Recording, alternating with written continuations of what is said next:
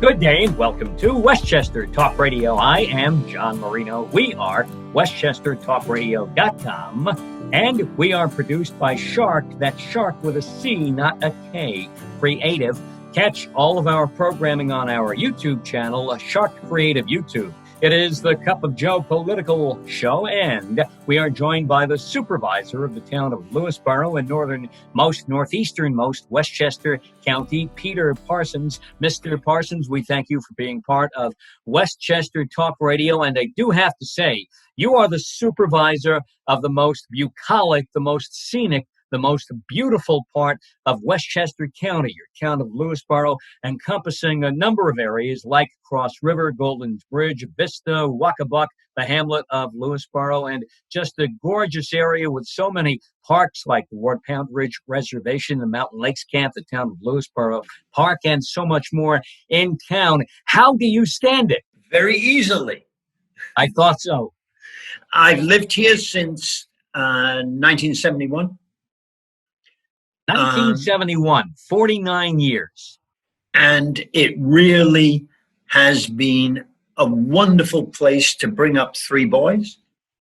And now, for where myself, are you from originally, by the way? Where did you come from originally to the Wales? US, that accent? From Wales. So you took the Golden's Bridge across the Atlantic from Wales to the town of Lewisboro, and it turned up that you wind up being the man who is the key guy, the key figure, the guy who runs things in Golden's. Well, yes, I worked in the advertising industry for almost my entire time over here. Then about 9 years ago, I was approached to run for the town board initially. And my wife reluctantly agreed, and then I was told they didn't want me to run for the town board. They wanted me to run to be town supervisor. My wife had a big smile because she said, "That's great because you'll never be elected." I was elected for the best, right? I guess. I was elected, and I'm still here. A decade later, you are still there. Democrat? Yes. And yes. We are in an area where in Westchester, most every political office, I'd say about 85, 90% now held by Democrats. The county board, state assembly, state senate. Locally, you have a handful of Republicans around the county, but it is a very Democratic-heavy county now. That doesn't mean everybody is always in agreement. As you talk with different people from different political parties, you may have everybody around you in the same party, yet everybody has different constituents, different issues they have to deal with in their respective area. In Lewisboro, you deal with, and let's cut right to the point, to the chase. It's a very affluent area. The issues in Lewisboro... It's not as affluent as people think it is. No? And yet the issues in town are different than, let's say, a Peekskill, which is west of you. They are. Mount Vernon, a New Rochelle, a White Plains, a Yonkers. You're in a very rural area, even much different than, say, a Pleasantville, a Hawthorne, a Croton-on-Hudson. Yes, but if you were to come to me with a budget, I could suggest places for almost any budget inside Lewisboro, which they might find wonderful places to live. You will be, yes, you can live in Wacabuck on a 60 or 70 acre estate. You can also live on one of our lakes on a quarter acre or a half acre. You could live out of a camper on one of the lakes, right? They're little houses, but they're wonderful places to live. And we are Westchester Talk Radio. I'm John Marino, WestchesterTalkRadio.com. Cup of Joe political show, joined by the supervisor of the town of Lewisboro in northeastern Westchester, Peter Parsons, a native of Wales. We are brought to you by and made possible by our good friends at Entergy, the Indian Point Energy Center in Buchanan, not too far from Lewisboro town on the other side of the county along the Hudson River. They promise at Entergy to keep us powered up in Westchester through April of 2021. Also, Lipolis Electric, never be left in the dark. Get Lipolis and Hightower Westchester at Hightower. They manage your wealth to a fiduciary standard. Peter Parsons talking about the difference between the wealthy areas of the town of Lewisboro and the areas where things for some are a bit more affordable. How do you work with a mix like this and make it all work? Well, first of all, when you want to be elected in a small town, there is only one way to do it. You go door to door to door to door until Is that what you did to first get elected? You did that? Yes, and that's how you get to know the different areas of town, other than the ones with the one where you live. It's how you get to know a wide variety of people in town. And it doesn't matter whether you're a Republican or Democrat. If you're any good as a politician, you use that knowledge of people to build friendships and acquaintanceships throughout the town. Anyway, in local politics, parties are almost irrelevant. One of the gentlemen I work with most closely is Warren Lucas, the supervisor of North Salem. He's a strong Republican. I am a strong Democrat. The two of us work exceptionally closely together on all manner of projects. For example, what projects do you work together on? We have worked together on the East of Hudson Watershed Corporation, which for some years we kind of ran together. That is the corporation which has to help New York City get clean water. If we're not successful, then there are terrible punishments laid up for us in heaven, or more really in Albany. So we have to be successful, and we work very well together. He and I, one of the first people I call when I've got a problem is Warren. Warren, what do you think? He does the same thing. How you manage septic systems is not really an issue of politics. Now, you talk about the personal touch, going door to door. As they say, all politics is local. And oh, by the way, I thought Albany was heaven. At least in Albany, I think they tell you that, right? There might be differing opinions on that, but it's good to be proud of where you are and where you come from. If you are a state official, you technically, when you live in Albany, you come from Albany now too. So I guess that's the mindset up there. And, we all do bow to Albany. We have to in the state in order to work together locally with our elected officials who are in the state legislature, in the Senate, in the Assembly, through the governor's office, etc. And then you come back to a place like Lewisboro and you see that 2020 has been a most interesting year, to put it mildly, a most unique year. How has the COVID-19 pandemic affected the town of Lewisboro? It's affected us less than most towns. Why? Because, first of all, people are naturally, by their housing, spaced. You don't go into a corridor outside your front door and meet your immediate neighbor. If you live in an apartment, you do. There is no way around a certain amount of mingling if you live in an apartment block.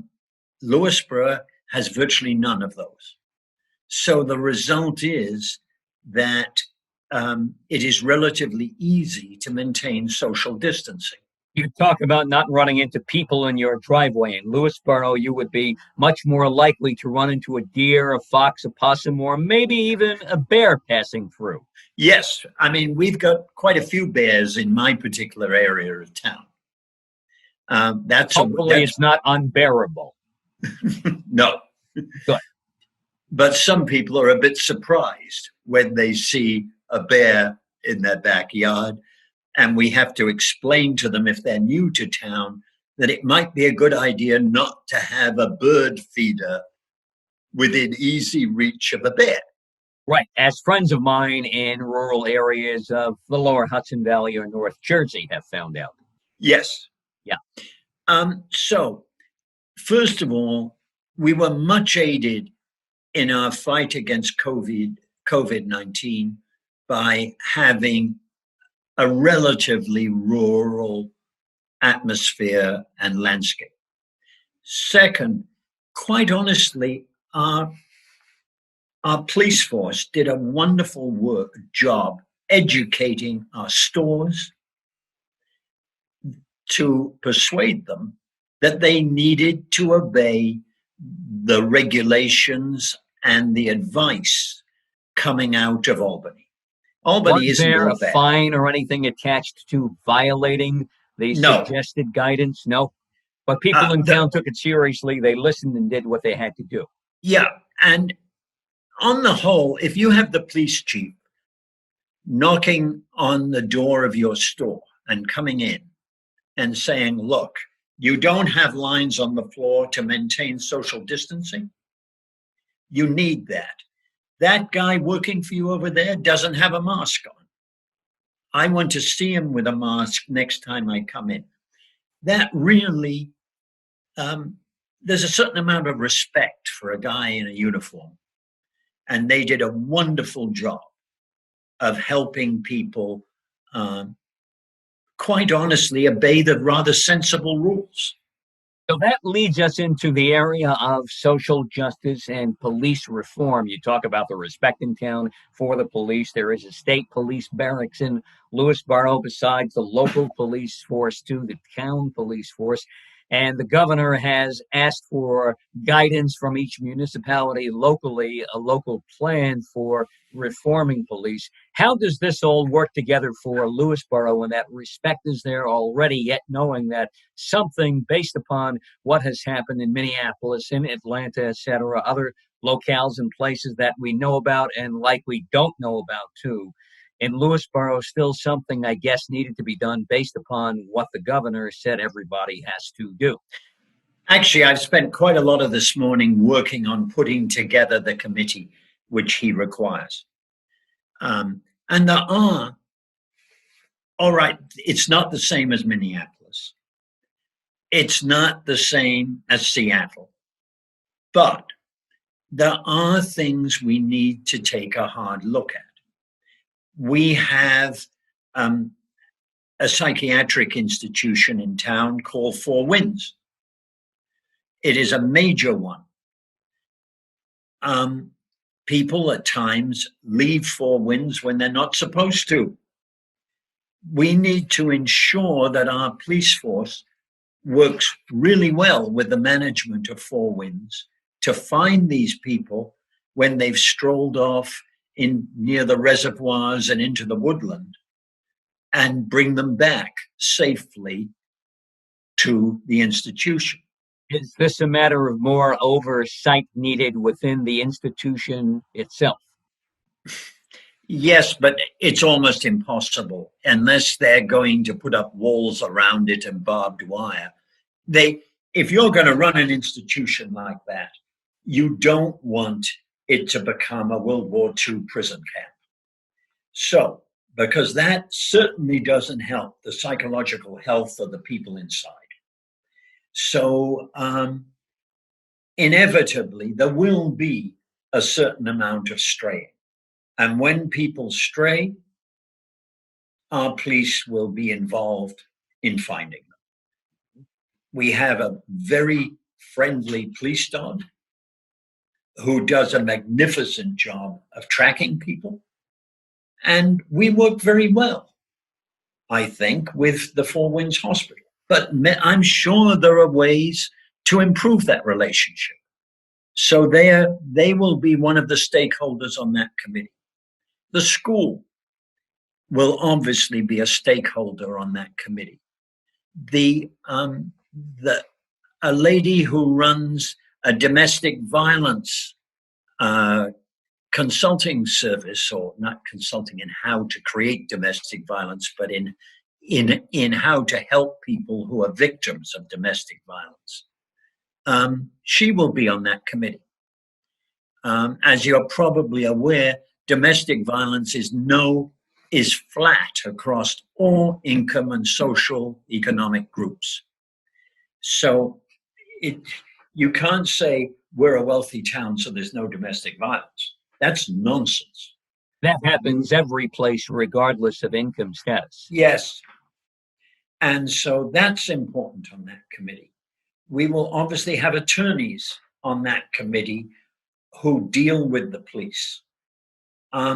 We'll put together, I haven't finished putting it together yet, but we will have a committee which represents key interests in town, which have to deal with the police a fair amount.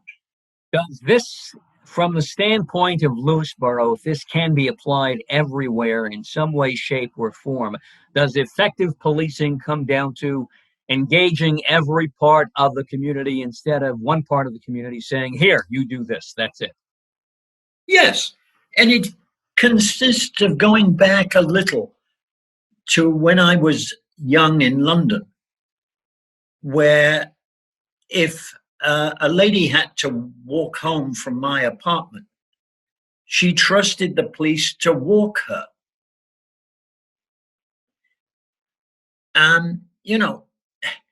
There is no reason why the police cannot be very much part of a community.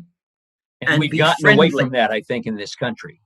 And be friendly to people in the community. I think it helps me a lot that the Lewisboro Police Department has got 3 full-time members, and all of them grew up in Lewisboro and are very much members of the community. And I think that helps. Peter Parsons is the supervisor of the town of Lewisboro in northeastern Westchester County. Lewisboro, of course, encompassing a number of areas like the hamlet of Lewisboro, Golden's Bridge, South Salem, Cross River, Vista, and Lockabuck, one of the most scenic areas around our tri-state area, no doubt about that. Here at Westchester Talk Radio, I'm John Marino. We are WestchesterTalkRadio.com, produced by Sharc, S-H-A-R-C, Sharc Creative, Cup of Joe Political Show. Catch all of our programming on our YouTube channel, Sharc Creative YouTube, and we are brought to you by people like they make what we do possible at Westchester Talk Radio and Sharc Creative. Entergy, the Indian Point Energy Center, promising to keep us powered up right through April of 2021. Also, White Plains Hospital, special thanks to all of our heroes on the front lines during the COVID-19 pandemic at White Plains Hospital, Wartburg Healthcare and Rehabilitation in Mount Vernon, also Park Sterling Realty in Bronxville, and also Michael Labriola Landscape Design and Construction, and Peter Parsons as we move towards the second part now, well into the second part of 2020, hitting the last quarter of 2020 now, and the last third once we basically, get into the fall and into the holidays, the final portion of the year as we head towards 2021 will be here before we know it. And with schools now opening or maybe opening partially in a few weeks, the governor has given us his guidance on this topic. From what you can tell, how do things look for a full reopening or a partial reopening or any reopening at all in Lewisboro County? I think we will definitely have a reopening, but it will be different from what people are accustomed to. It will be partially virtual learning or learning the way you and I are talking here. It will be partially in school, in classroom learning, and it will depend on your grade. These plans are not certain yet, but it will depend on your grade, the percentage of in-school, in-classroom learning, and the percentage of learning, virtual learning via Zoom. Does this mean that if you're a better student, it's more likely you can learn from home if you like? No, it means if you are not a better student, but an older student. Older student. Okay, so that's what we mean by grade, for example. So what's the limit, say, from where up might it be more likely you study from home? Fifth grade and above, sixth grade and above? Yes, or fifth grade and above. Okay. I think in particular, quite honest, schooling has changed a lot from when I was a kid. And there is not as much emphasis on lengthy essay writing and research as there used to be. But even so, that is far more common if you're a high school student than if you're obviously a kindergarten student, where telling the kid to go and do research is not going to get you very far. Coloring is research in kindergarten, right? Yeah. Or building blocks. Yes. Researching how to build. First-hand experience, right? Playing video games, I think, is the way to go for kids. That's their research nowadays, in many ways. Maybe. Yeah. But I think Lewisboro has a huge advantage in schooling in this situation, because I would guess that a very, very high percentage of our children have access to the internet at home and are thoroughly used to computers and how to work with them. At the moment, that is an advantage beyond belief, versus certainly versus a child who has no internet access, and certainly versus a child who has no real access to a computer at home. We see states where schools have reopened, for example. In Georgia, for example, we saw the story a couple of days ago of a young lady who, I don't want to use the term ratted out, but I guess she posted on Instagram or one of, our modern Facebooks or things like that, a picture of all of her classmates crowded together, and a couple of hands full, I think 9 of them overall, in this crowded hallway or around the school in Georgia, came down with COVID-19 pretty quickly. I think she was suspended briefly, and then there was an outcry about it, and that suspension was lifted. We see things like this, and we know that we should take this reopening step by step, though just the way you put it, of getting some kids in, maybe having the rest work from home, or maybe having everybody work from home, and yet not everybody financially has what they need to work from home, a laptop, etc. As much as the state does for us, why doesn't the state mandate or be able to provide the state education department? And I'd have no problem with this. If a kid doesn't have a laptop, the family can't afford it. We spend on so many other things. Why can't we make sure every student in the state of New York, state mandated, state provided, have something, a device at home, an iPad, etc., whatever it might be, to be able to work and learn and do what they need to do school-wise from home, so no one has to show up in class? I would like to see our school district ensure that that is true. Practically, that would be very easy in a town such as ours. What I think is far more important, because of the scale of it, is that the state ensures that every child in this state has access to a computer at home and is taught how to operate it. Because we have to be aware that there are areas of the state where people do not have computers or even access to the internet. Like in a Mount Vernon, a White Plains, a Yonkers, a New Rochelle, a Peekskill. And they may be a lot better off than the Southern Bronx, or, quite honestly, some of the places way upstate, some of the real rural areas. Yet this has to, from my standpoint, it has to be done by the state. I don't know if that would ever happen. You talk about it being done on a local level in Lewisboro. Funding-wise, would this be pretty easy to do locally in Lewisboro to make sure every kid has what they need? I think it would be very easy to do in Lewisboro. But that's not really a solution, because the reason it's very easy is because it's a very small lift. It's clearly necessary on a statewide basis to move ahead with this.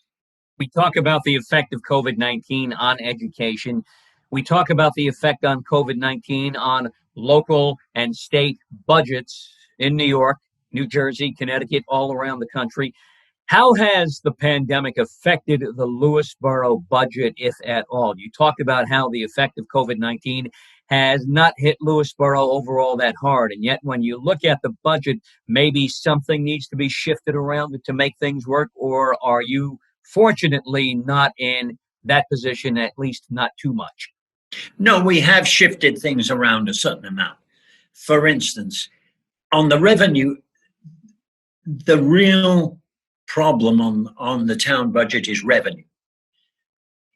It will come of no surprise. It will be no surprise to people that sales tax, our share of sales tax, is going to be pretty darn small versus what we had assumed last October, November, when we were writing the budget.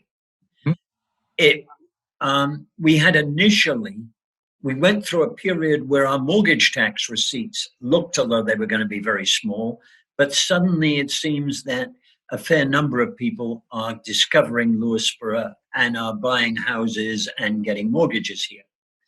There is, but inevitably, and we don't know this yet, there will be a certain percentage of people who have lost their jobs. And it's hard to tell, because they may be people who have outwardly got a rather wealthy lifestyle. But if they're relatively young and they don't have substantial savings, they may have real problems paying their real estate taxes, because they may have large houses, large real estate tax, and unable to pay it. That I don't know, and I'm hoping it's small, but I'm guessing. The word is around the tri-state area, the real estate market through the pandemic now, the more we get into it and kind of get out of it, we hope for good on the other side throughout this tri-state area. Yet the real estate market seems to be on the up and up. It seems to be booming around the tri-state area, as you alluded to, people buying houses, and yet you don't get all that tax money coming in because of what's been lost. You talk about shifting some things around. What kinds of things budgetarily have you shifted for the rest of 2020, and what do you see that might be affected in 2021, at least right now? Well, one of the things we shifted was for this year, at least. We haven't made the decisions for 2021 yet. But one of the decisions we made for this year was to reduce the amount of road paving we did very dramatically, quite honestly. Does that seem like a simple solution for any budget, unless the road is falling through and it's got to be done, unless it becomes a huge sinkhole?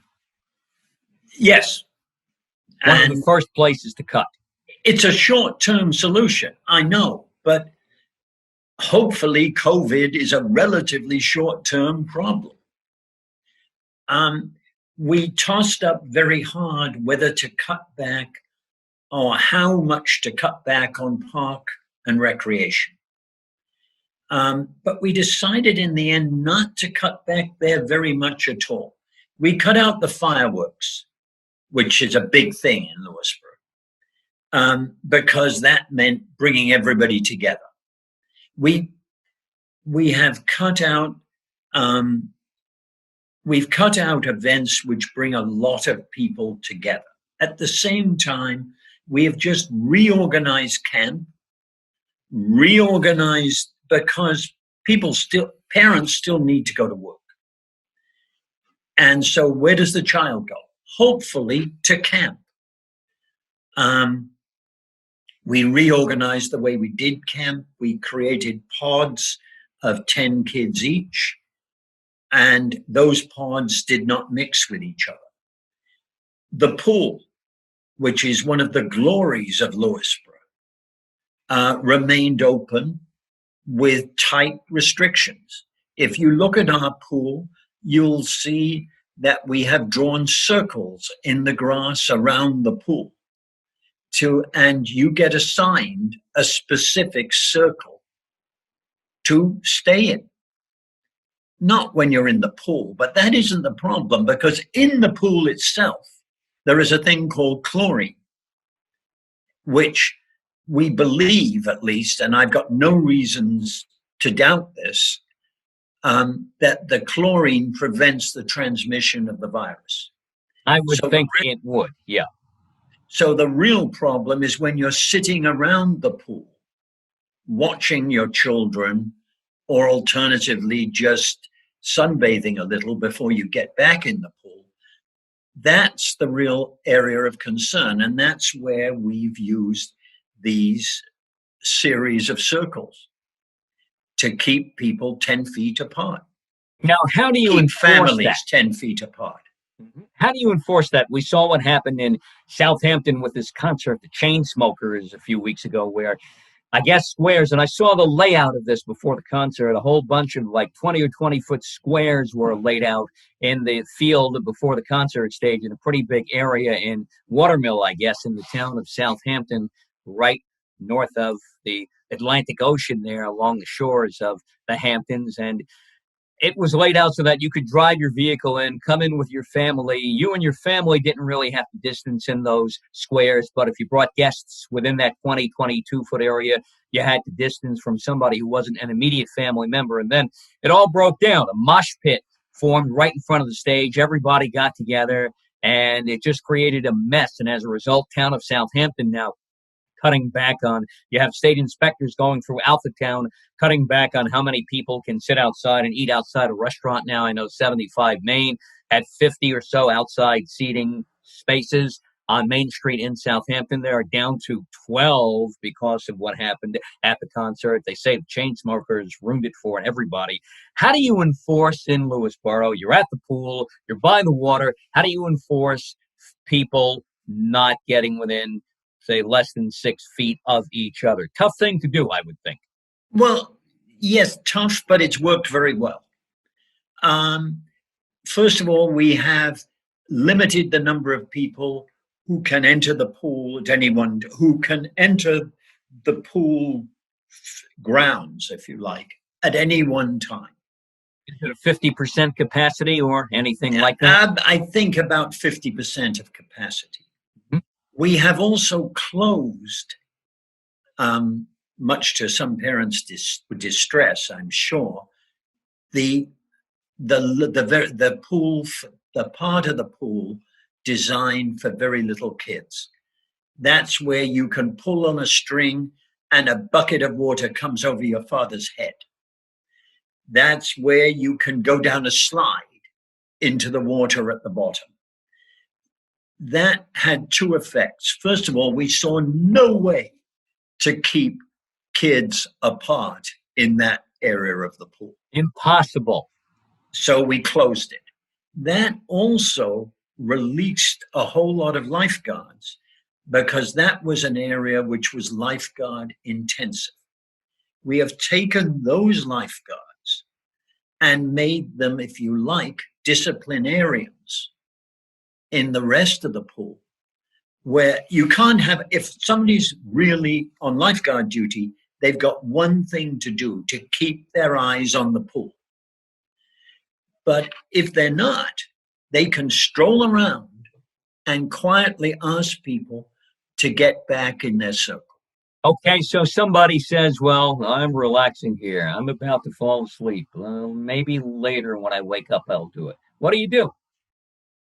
You ask them to leave the pool. Okay. And they must at that point, correct? Yes. Yeah. Okay. All right. Now you talk about a virtual experience of getting a bucket of water tossed on you or maybe riding down a water-filled slide, and it's like a virtual pool at that point. We do have to say in the town of Lewisboro that you can go in the water in Lewisboro, and unlike the Hamptons, for example, or Jones Beach or Atlantic Beach along the south shore of Long Island, you don't have to worry about any sharks popping up, at least not that we know of, right? But I quite honestly think my Parks and Recreation Department has done a wonderful job on camp and a wonderful job in running the pool.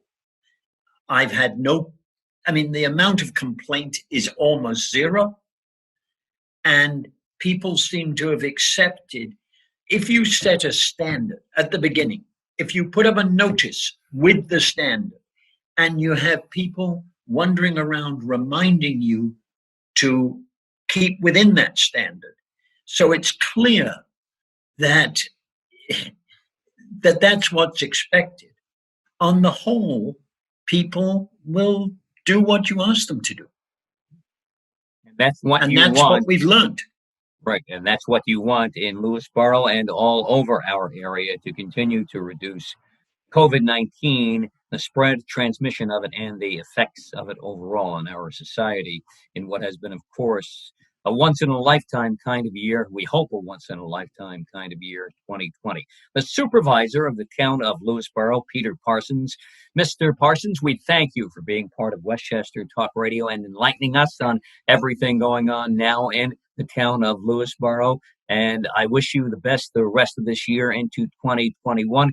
In Lewisboro, you seem to be handling everything in stride, step by step, and we do wish you the best and hope it continues that way. And I hope we get to do this again sometime soon. Thank you. Incidentally, it isn't just me. It's my key department heads who have done an incredible job with me. Mention some of their names. Give them props, if you will. All right. Dave Alfano, my chief of police. Dana Maitland, my head of Parks and Rec. Peter Rippinger, my head of Highway. Joel Smith, my head of maintenance, who does everything from ensure that my phone at home rings when it really should be ringing in the office. And nobody can tell where I am because it rings wherever I am. That's good, right? No one can find you, right? Nobody can tell where you are. We'd all like to feel like that, I think. They have done an incredibly good job. And of course, they have worked very long hours indeed. And we thank them one and all under the guidance of Town Supervisor, Town of Lewisboro, Peter Parsons. Again, Mr. Parsons, we thank you and all the best the rest of this 2020, and let's hope that when it comes to schools, we can get those kids back in the classroom as soon as possible, but not too soon, as like we said, we've seen in other areas of the country. Maybe getting kids back too soon will keep it as safe as possible in Lewisboro town, and it'll work out for all the best. Thanks again, Peter Parsons here on Westchester Talk Radio, Cup of Joe Political Show. I'm John Marino, and we are WestchesterTalkRadio.com, produced by Sharc Creative.